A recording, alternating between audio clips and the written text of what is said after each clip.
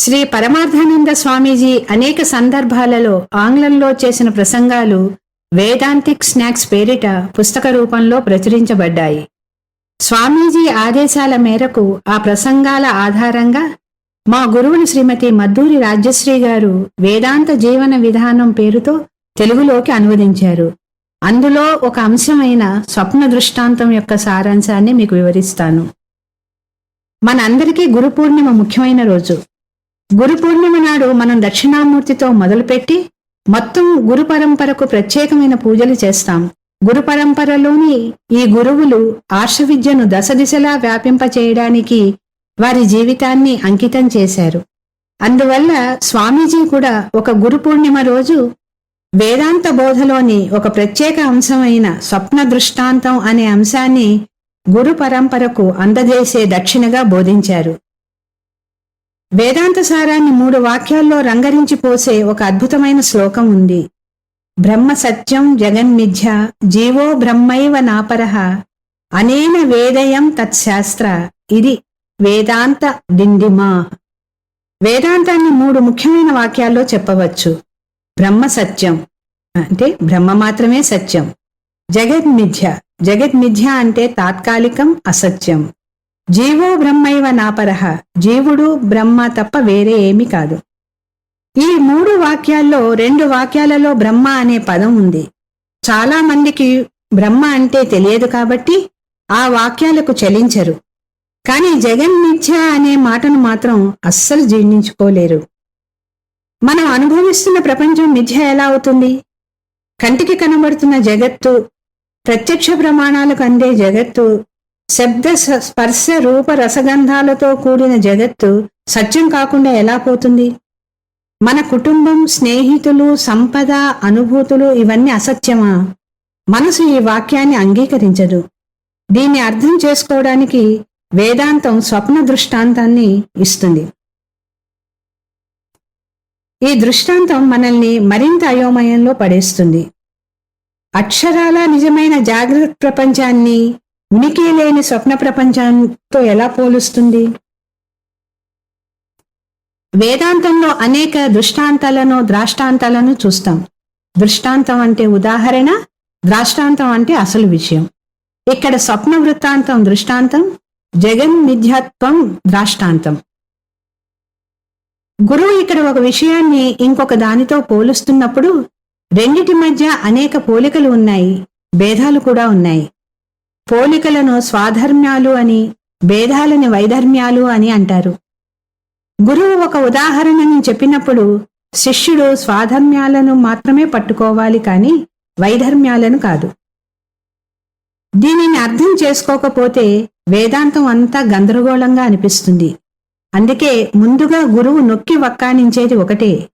ఒక ఉదాహరణ చెప్పినప్పుడు దానికి వస్తువుకి మధ్య ఉన్న పోలికలు మాత్రమే దృష్టి పెట్టండి, భేదాలను పట్టించుకోకండి అని. స్వప్న దృష్టాంతాన్ని అర్థం చేసుకోవాలి అంటే స్వప్న వృత్తాంతాన్ని సరిగ్గా అర్థం చేసుకోవాలి. స్వప్నం నిజం కాదు. మేల్కొన్న తర్వాత స్వప్నం కరిగిపోతుంది. కొందరు దార్శనికులు తప్ప స్వప్నం మనసు సృష్టించిన వాసనామయ ప్రపంచం తప్ప నిజం కాదు అని సగటు మానవునితో సహా అందరూ అర్థం చేసుకుంటారు. స్వప్నంలో సంపాదించిన డబ్బు కానీ, ఎదురైన పులి కానీ ఇవన్నీ మేల్కొన్న వెంటనే నిజం కాదు అని అర్థమవుతుంది. స్వప్న దృష్టాంతం పనిచేయాలి అంటే స్వప్నానికి సంబంధించిన ఇంకొక అంశాన్ని బాగా జీర్ణించుకుని బుద్ధిలో నిలుపుకోవాలి. ఏమిటా అంశం? మనం స్వప్నం నిజం కాదు అని ఎలా చెప్పగలుగుతున్నాం? స్వప్నం నుంచి లేచాం కాబట్టి, స్వప్నం కరిగిపోయింది కాబట్టి. ఎటువంటి సందేహం లేకుండా అవును స్వప్నం మిథ్యే, అది నిజం కాదు అని నిర్ధారిస్తాం. దీన్ని ఉపసిద్ధాంతం ఏమిటి? నిద్ర నుంచి లేచాక స్వప్నం నిజం కాదు, మిథ్యా అని అర్థమవుతుంది. ఈ నేపథ్యంలో 2వ అంశం చూద్దాం. వేదాంతం అర్థం అవ్వాలి అంటే ఈ 2వ అంశాన్ని బాగా అర్థం చేసుకోవాలి. స్వప్నంలో ఉన్న స్వాప్నికునికి 3 అంశాలు తెలియవు. అంటే అతనికి 3 విషయాల మీద అజ్ఞానం ఉంది. 1, ఒక స్వాప్నికునికి అతను స్వప్నంలో ఉన్నంత వరకు తన స్వప్నం ఒక స్వప్నం అని తెలియదు, లేచాకే తెలుస్తుంది. 2, ఒక స్వాప్నికునికి తను చూస్తున్న ప్రపంచాన్ని ఒక జాగ్రత్త పురుషుడు సృష్టిస్తున్నాడు అనే జ్ఞానం లేదు. అంటే తన స్వప్న ప్రపంచానికి సృష్టికర్త జాగ్రత్త పురుషుడు అని తెలియదు. 3. ఒక స్వాప్నికునికి తను చూస్తున్న స్వప్న ప్రపంచాన్ని సృష్టిస్తున్న జాగ్రత్త పురుషుడు వేరే ఎవరో కాదు, తనే అని తెలియదు. ఇది చాలా ముఖ్యమైన అంశం. స్వాప్నికునికి ఈ 3 విషయాలు అతను మేల్కొన్న తర్వాత మాత్రమే తెలుస్తాయి. అందువల్ల స్వాప్నికుడు అజ్ఞాన అవస్థలో ఉన్నాడు అంటుంది శాస్త్రం. అతను నిద్రలేచాక ఈ 3 అజ్ఞానాలు తొలగి జ్ఞాన అవస్థలోకి వస్తాడు అంటే దీని నుంచి ఇంకొక ఉపసిద్ధాంతాన్ని ఏర్పరచవచ్చు. స్వప్న ప్రపంచానికి 2 హోదాలు ఉన్నాయి: అజ్ఞాన అవస్థ, జ్ఞాన అవస్థ. అజ్ఞానావస్థాయాం సత్యత్వేన భాతి. అజ్ఞానావస్థలో స్వప్నం నిజం అనిపిస్తుంది. జ్ఞానావస్థాయాం అసత్వేన అవగమ్యతే. జ్ఞానావస్థలో స్వప్నం అసత్యం అని అర్థమవుతుంది. ఇక్కడ ఒక విషయం గమనించాలి. జ్ఞానావస్థలో స్వప్నం అసత్యం అనిపిస్తుంది అనకూడదు, అసత్యంగా అర్థమవుతుంది. స్వప్నంలో స్వాప్నికుడు అజ్ఞానావస్థలో ఉంటాడు కాబట్టి అతనికి స్వప్నం మహాసత్యం, స్వప్నావస్థ మహానిజం. ఇది మొదటి అవస్థ. అతను జాగ్రత్తావస్థకు లేచాకే అది అజ్ఞానావస్థ అని, జాగ్రత్తావస్థే జ్ఞానావస్థ అని అర్థమవుతుంది. కాబట్టి స్వప్నావస్థ గురించి 2 దశలుగా అర్థం చేసుకోవాలి అనే విషయాన్ని జీర్ణించుకోవాలి. ఇప్పుడు ఇదే సూత్రం జాగ్రత్తావస్థకు కూడా అన్వయించుకోవాలి అంటుంది వేదాంతం. ఆధ్యాత్మికంగా ఎదగాలి అనుకునే వారికి వేదాంత శాస్త్రం అద్భుతమైన సందేశాన్ని ఇస్తుంది. అలా అని తన సందేశాన్ని హోరెత్తించదు శాస్త్రం. అది రాజవిద్య, రాజగుహ్యం. ఆ సందేశం కావాలని కోరి వెళ్లే కొద్ది మందికి విడిగా ప్రత్యేకంగా వినిపిస్తుంది. ఏమిటా సందేశం? ఓ సాధకుడా, నీ జాగ్రత్తావస్థ కూడా స్వప్నావస్థలాగా అజ్ఞానావస్థే సుమా అంటుంది. నువ్వు చూసే కల స్వప్నం 1 అయితే జాగ్రత్తావస్థలోని నీ కల స్వప్నం 2 అంటుంది. నమ్మలేని విషయమే. కాని శాస్త్రం మీద శ్రద్ధ కొద్దీ శాస్త్రానికి వెళితే శాస్త్రం చేసే బోధన అంత తేలికగా కొట్టేయలేము. అప్పుడు శాస్త్రం స్వాప్నికుని గురించి చూసిన 3 సూత్రాలు నీకు కూడా అన్వయించు, నువ్వు కూడా 3 విషయాలలో అజ్ఞానంలో ఉన్నావు అంటుంది. అదేమిటో చూద్దాం. నీకు ఈ జాగ్రత్త ప్రపంచం అసత్యం అని తెలియటం లేదు. 2. ఈ జాగ్రత్త ప్రపంచాన్ని ఒక మహా జాగ్రత్త పురుషుడు సృష్టిస్తున్నాడని తెలీదు. ఆ మహా జాగ్రత్త పురుషుడు బ్రహ్మ. ఆ బ్రహ్మ దృష్ట్యా ఈ జాగ్రత్త ప్రపంచం ఒక స్వప్నం అంటే ఇది స్వప్నం. 2. ఈ జాగ్రత్త ప్రపంచాన్ని సృష్టిస్తున్న ఆ మహా జాగ్రత్త పురుషుడు అంటే ఆ బ్రహ్మ ఎవరో కాదు, నువ్వే ఆ బ్రహ్మవు. ఇది జీర్ణించుకోవడం చాలా కష్టం. నీకు నీ జాగ్రత్త ప్రపంచం నిజం కాదని తెలియదు. దాన్ని ఒక మహా జాగ్రత్త పురుషుడు సృష్టిస్తున్నాడని తెలీదు. ఆ మహా జాగ్రత్త పురుషుడు నువ్వే అని తెలీదు. కాబట్టి జాగ్రత్త పురుషుడు కూడా అజ్ఞానావస్థలో ఉన్నాడు అంటుంది శాస్త్రం. ఉపనిషత్తులన్నీ పదే పదే ఘోషించేది ఇదే సూత్రం. అజ్ఞానావస్థ నుండి జ్ఞానావస్థకు లేమని. అవిద్యయామంతరే వర్తమానా అంటోంది. అవిద్యాయాం బహుదా వర్తమానాః వయం కృతార్థ ఇత్యభిమన్యంతి బాలాః. ముండకోపనిషత్తులో వస్తుంది ఇది. అవిద్యాయాం అంటే అజ్ఞానంలో కొరుకుపోయారు. స్వాప్నికుడు ఎలాగైతే ఆ 3 విషయాల్లో అజ్ఞానం ఉందని ఒప్పుకోడో అదే విధంగా జాగ్రత్త పురుషులమైన మనం కూడా అజ్ఞానం ఉందని ఒప్పుకోం. ఇదే విషయాన్ని కృష్ణ పరమాత్మ కూడా భగవద్గీత 5వ అధ్యాయంలో స్పష్టం చేస్తున్నాడు. అజ్ఞానేనావృతం జ్ఞానం తేన మహ్యంతి జంతవః. మన ఉన్నతమైన స్వరూపం గురించిన జ్ఞానం లేక మనం అవస్థలు పడుతున్నాం. కృష్ణ పరమాత్మ ఉద్ధవ గీతలో కూడా హంసగీత అనే 8వ అధ్యాయంలో చాలా స్పష్టంగా ఈ వాక్యాన్ని చెప్పాడు. జాగ్రజ్జపి స్వప్నజ్ఞః స్వప్నే జాగరణం యథా. ఎలాగైతే స్వప్నంలో ఉన్న స్వాప్నికునికి అది స్వప్నం అని తెలియదో అలాగే జాగ్రత్త పురుషునికి కూడా తన స్వప్నం 2లో ఉన్నాడని తెలియదు అంటాడు. ఈ వాక్యాన్ని లోతుగా ఆలోచించాలి. తిరుగులేని వాక్యం ఇది. స్వాప్నికునికి జాగ్రత్త పురుషునికి ఉన్న పోలిక ఏమిటి? ఇద్దరూ అజ్ఞానావస్థలో ఉన్నారు. స్వాప్నికునికి స్వప్న ప్రపంచం ప్రత్యక్షంగా కనిపిస్తుంది, అనుభవిస్తాడు, వ్యవహారాలు నడుపుతాడు, దానివల్ల ప్రయోజనము పొందుతాడు. అందువల్ల అతనికి స్వప్న ప్రపంచం మహానిజం. అదేవిధంగా జాగ్రత్త పురుషునికి జాగ్రత్త ప్రపంచం ప్రత్యక్షంగా కనిపిస్తుంది, అనుభవిస్తాడు, వ్యవహారాలు నడుపుతాడు, దానివల్ల ప్రయోజనం పొందుతాడు. అతనికి జాగ్రత్త ప్రపంచం మహానిజం. అతనికే కాదు, జాగ్రత్తావస్థలో ఉన్న తక్కిన వారందరికీ కూడా జాగ్రత్త ప్రపంచం మహానిజం. ఎందుకంటే వారు కూడా అజ్ఞానావస్థలోనే ఉన్నారు. మీ లక్ష్యాలు ధర్మార్థ కామాలే అయినన్నాళ్ళు జాగ్రత్త ప్రపంచం సత్యం అనే భ్రమలో ఉన్నా నష్టం లేదు. కానీ మోక్షం కోరితే మాత్రం ఈ అజ్ఞానావస్థ నుంచి బయటపడాలి అంటుంది వేదాంతం. మోక్షం నిర్వచనం అజ్ఞానావస్థ నుంచి విడివడడం. అజ్ఞానావస్థ నుంచి లేవాలి, లేచి జ్ఞానావస్థకు రావాలి. ఉత్తిష్ట జాగ్రత్త ప్రాప్య వరాన్ నిబోధత అంటుంది కఠోపనిషత్తు. అజ్ఞానావస్థ నుంచి లేవాలి. ఎలా లేవాలి? శ్రేష్టమైన గురుబోధ ద్వారా లేవాలి. తద్విజ్ఞానార్థం సగురు మేవాభిగచ్చేత్. జ్ఞానం పొందటానికి గురువు దగ్గరికి వెళ్ళాలి అంటుంది శాస్త్రం. గురువు వేదాంత శాస్త్రాన్ని బోధిస్తాడు. ఆ బోధ విని జ్ఞానం పొందితే అజ్ఞానం తొలుగుతుంది. జ్ఞానావస్థకు వస్తేనే స్వప్న ప్రపంచానికి ఉన్నట్టుగా జాగ్రత్త ప్రపంచానికి కూడా 2 హోదాలు ఉన్నాయి అని అర్థమవుతుంది. ఒకసారి జ్ఞాని అయ్యాక జాగ్రత్త ప్రపంచం సత్యమని వాదించం. అజ్ఞాన అవస్థాయాం సత్యత్వేన భాతి, జ్ఞాన అవస్థాయాం అసత్యత్వేన అవగత్యతే.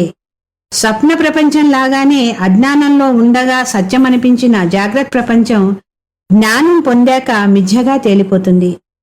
స్వప్న ప్రపంచం నుంచి జాగ్రత్తావస్థకు లేస్తే స్వప్న ప్రపంచం మిథ్యగా ఎలా తేలిపోతుందో, అలా జాగ్రత్తావస్థ నుంచి మీ ఉన్నత స్థాయికి మీరు లేస్తే జాగ్రత్త ప్రపంచం కూడా మిథ్యగా తేలిపోతుంది అని వివరిస్తుంది వేదాంతం. ఇది స్వప్నావస్థకు జాగ్రత్తావస్థకు మధ్య ఉన్న పోలిక, అదే మిథ్యాత్వం. దృష్టాంతానికి ద్రాష్టాంతానికి కొన్ని భేదాలు కూడా ఉన్నాయి, అవి చూద్దాం. స్వాప్నికుడు సహజంగా లేస్తాడు, జాగ్రత్త పురుషుడు ప్రయత్నం చేయాలి. స్వాప్నికుడు తన స్వప్న ప్రపంచం నుంచి లేవటానికి ప్రత్యేక సాధనలేమీ చేయక్కర్లేదు. రాత్రి పడుకున్నవాడు తెల్లవారాక సహజంగా లేస్తాడు. మీ ప్రారబ్ధ కర్మ మేరకు మీరు పడుకుంటారు అంటుంది శాస్త్రం. దానికి ప్రత్యేకించి కృషి చేయనవసరం లేదు. కానీ జాగ్రత్తావస్థలో అజ్ఞానం నుంచి జ్ఞానానికి రావటానికి ముందు జ్ఞానం పొందాలనే తపన ఉండాలి. తర్వాత కృషి చేయాలి. అది కూడా తీవ్రమైన కృషి చేయాలి. ఒక్కోసారి ఈ జన్మలో కృషి సరిపోదు, అనేక జన్మల కృషి తోడవ్వాలి. అనేక జన్మ సంసిద్ధిం తతో యాంతి పరాంగతి భగవద్గీతలో వస్తుంది. అంటే ఒక సాధకుడి ప్రయాణం టూకీగా చెప్పాలి అంటే కర్మయోగం చేసి చిత్తశుద్ధి పొంది జ్ఞానయోగానికి వచ్చి శ్రవణ మనన నిధిధ్యాసనలు చేస్తే ఆత్మజ్ఞానం కలుగుతుంది. ఇంత సాధన చేయాలి జాగ్రత్త పురుషుడు. రెండవది, స్వాప్నికుడు లేస్తే చాలు జ్ఞానం పొందుతాడు. జాగ్రత్త పురుషుడు జ్ఞానం పొందాలి. స్వాప్నికుడు నిద్రలేవగానే అతనికున్న 3 అజ్ఞానాలు తొలుగుతాయి. తన స్వప్నం నిజం కాదని, అది సృష్టించబడిందని, దాని సృష్టికర్త తనేనని ఎవరు విడమర్చి చెప్పకుండానే అర్థమైపోతుంది. కానీ ఈ నియమం జాగ్రత్త పురుషునికి వర్తించదు. అతని జాగ్రత్త ప్రపంచం మిథ్య, దానికొక సృష్టికర్త ఉన్నాడు, అది నువ్వే అని చెప్పినా ససేమిరా నమ్మడు. అతను శ్రద్ధ పెట్టి గురువు దగ్గరికి వెళ్లి తీవ్రమైన కృషి చేస్తే ఈ 3 అపోహలను క్రమేపీ తొలగించుకోగలుగుతాడు. 3వ భేదం, స్వప్న ప్రపంచం మాయమవుతుంది, జాగ్రత్త ప్రపంచం మాయమవదు. స్వాప్నికుడు స్వప్నం నుంచి లేవగానే స్వప్న ప్రపంచం కళ్ళ ముందు నుంచి మాయమవుతుంది. అందువల్ల స్వాప్నికుడు అది మిథ్య అని తేలికగా స్వీకరించగలుగుతాడు. కానీ జాగ్రత్త ప్రపంచం మిథ్య అనే జ్ఞానం పొందాక కూడా జాగ్రత్త ప్రపంచం మాయమవదు, అది ఎప్పటిలాగే ఉంటుంది. ఇది చాలా ముఖ్యమైన భేదం. కానీ అలా మాయమవకపోవటమే మనకి లాభం అంటున్నారు స్వామీజీ. జ్ఞాని జ్ఞానం పొందాక కూడా ఆ జాగ్రత్త ప్రపంచం కళ్ళ ముందు ఉండటం వలననే తను గురువుగా మారి తక్కిన అజ్ఞానులకు శాస్త్ర ఉపదేశం చేసి అవతలి వారి అజ్ఞానాన్ని పారద్రోలగలుగుతాడు. లేకపోతే అంధ పరంపరలో, అజ్ఞాన పరంపరలో మిగిలిపోతాం. అందువల్ల ప్రపంచం ఉండటం శాపం కాదు, వరం. గురువు తన జీవన్ముక్తిని పొంది మరో 10 మందికి జీవన్ముక్తిని ప్రసాదించవచ్చు. 4వ వేదం. స్వాప్నికునికి జాగ్రత్తావస్థ ఉన్నట్టుగా జాగ్రత్త పురుషునికి ఇంకొక అవస్థ లేదు. ఈ వేదాన్ని చాలా జాగ్రత్తగా అర్థం చేసుకోవాలి. ఒక స్వాప్నికునికి తన స్వప్నంలో ఉన్నంత వరకు తన స్వప్నం ఒక స్వప్నం అని తెలియదు అని పదే పదే చూశాం. అతని స్వప్నం మిథ్యగా తేలిపోవాలి అంటే అతను స్వప్నావస్థ నుంచి జాగ్రత్తావస్థకు లేవాలి. అంటే అవస్థా భేదం ఉంది. కానీ జాగ్రత్త పురుషునికి జాగ్రత్త ప్రపంచం మిథ్యగా తేలిపోవాలి అంటే అతను ఇంకొక అవస్థకు లేవాలి అనకూడదు.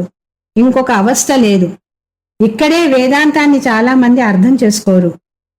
జాగ్రత్తావస్థలో జ్ఞానం పొందలేరు. ఇంకొక అవస్థకు ఎదగాలి, అది ధ్యానంలో ఏదో అసాధారణ అనుభవం పొందాలి అనుకుంటారు. ఏ ధ్యానానికో సమాధికో వెళ్ళాలి అంటారు వారు. ఇది చాలా పొరపాటు. ఈ వాదన ఎందుకు వస్తోంది అంటే స్వప్నావస్థకు జాగ్రత్తావస్థకు మధ్య ఈ విషయంలో పోలిక చూడటం వల్ల. ఇక్కడ మనం చూడాల్సింది వైధర్మ్యాన్ని, స్వాధర్మ్యాన్ని కాదు. జగత్తు మిథ్య అని తెలుసుకోవాలి అంటే దృష్టికోణం మారాలి. ఇంకొక అవస్థలోకి వెళ్ళవలసిన అవసరం లేదు. ఆత్మజ్ఞానం పొందడానికి మనస్సు, బుద్ధి చాలా చురుకుగా పనిచేయాలి. అది జాగ్రత్తావస్థలోనే సాధ్యం. మనసు చురుకుగా ఉండాలి అంటే కావలసిన అనేక అర్హతలను, విలువలను నిర్దేశించింది శాస్త్రం. అమానిత్వం, అదంబిత్వం అని విలువలను గురించి చెప్పింది. మనసు అవసరం లేకపోతే శాస్త్రం ఇవన్నీ ఎందుకు నిర్దేశిస్తుంది? అలాగే శాస్త్రాన్ని అర్థం చేసుకోవడానికి సూక్ష్మమైన బుద్ధి ఉండాలి. అగ్రయా బుద్ధ్యా సూక్ష్మయా సూక్ష్మదర్శిభిః. చురుకుని కత్తిలాగా పదునుగా ఉండాలి బుద్ధి అంటోంది కఠోపనిషత్తు. నిజానికి జాగ్రత్తావస్థలోనే ఇవన్నీ చేయగలం. అంతేకాదు మన శాస్త్రాన్ని గురుశాస్త్ర ఉపదేశం ద్వారానే తెలుసుకోగలరు అని నొక్కి వక్కానిస్తుంది. శ్రోత్రియ బ్రహ్మనిష్ఠ అయిన గురువు ద్వారా, శాస్త్రం ద్వారా బుద్ధిలో జ్ఞానం పొందాలి. ఇది జాగ్రత్తావస్థలోనే సాధ్యం. అందువల్ల స్వప్న దృష్టాంతాన్ని నేర్చుకునేటప్పుడు శిష్యుడు స్వప్న దృష్టాంతానికి, జాగ్రత్త ప్రపంచం అనే దృష్టాంతానికి మధ్య ఉన్న ఒక స్వాధర్మ్యాన్ని, 4 వైధర్మ్యాలని గుర్తుపెట్టుకోవాలి. లేకపోతే ఈ దృష్టాంతం అర్థం కాదు శిష్యునికి. కాబట్టి మోక్షం పొందాలి అనుకుంటే మనం ఉన్నత స్థాయికి లేవాలి అంటుంది గురు పరంపర వేదాంత శాస్త్రం. సంసార నివృత్తికి ఇదొక్కటే మార్గం. చివరిగా స్వామీజీ గురు పూర్ణిమ కాబట్టి పూర్ణిమకు వేదాంత శాస్త్రానికి మధ్యన ఉన్న ఒక స్వాధర్మ్యాన్ని వివరిస్తున్నారు. చంద్రుడు పూర్ణిమ నుండి అమావాస్యకు తగ్గుతూ వస్తాడు, అమావాస్య నుంచి పూర్ణిమకు పెరుగుతూ వస్తాడు. ఇది మన ప్రత్యక్ష అనుభవ ప్రమాణం. కానీ విజ్ఞాన శాస్త్రం చంద్రుడు ఎప్పుడూ పూర్ణచంద్రుడే, మనకి అలా అనిపిస్తుంది అంటుంది. మన జీవితంలోనూ ఆనందం పెరుగుతూ తగ్గుతున్నట్టు అనిపిస్తుంది. కానీ వేదాంతం మీరు పెరిగే తరిగే చంద్రుడు కాదు, మీరు పున్నమి చంద్రుడు అంటుంది. మీరు సంపూర్ణులు, ఆనంద స్వరూపులు, చైతన్యపరంగా పరమాత్మ అంటుంది. మనం నిత్యం, మనం వృద్ధి చెందం, క్షీణించం, మనం పూర్ణులం. కాబట్టి ఈ మంత్రంతో ఈ అంశాన్ని ముగిద్దాం. ఓం పూర్ణమద పూర్ణమిదం పూర్ణాత్ పూర్ణముదచ్యతే పూర్ణస్య పూర్ణమాదాయ పూర్ణమేవావశిష్యతే.